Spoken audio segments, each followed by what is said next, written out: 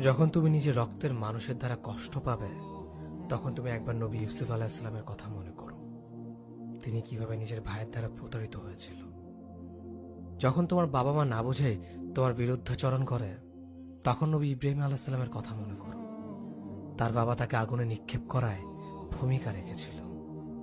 যখন তুমি সমস্যা থেকে পরিত্রাণের জন্য কোনো পথ পাবে না, তখন ইউনুস আলাহিসাল্লামের কথা ভেবো। তিনি কতটা সময় তিমি মাছের পেটে আটকা পড়েছিল।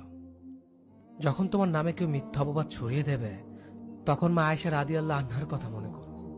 তার নামে পুরো শহর জুড়ে কুৎসা রচনা করা হয়েছিল।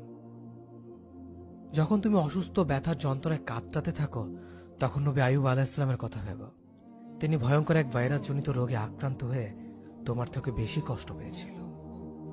যখন তুমি দিনের কোনো বিধান নীতিতে যুক্তি খুঁজে পাও না, তখন নবী নূহ আলাইহিসসালামের কথা ভেবো।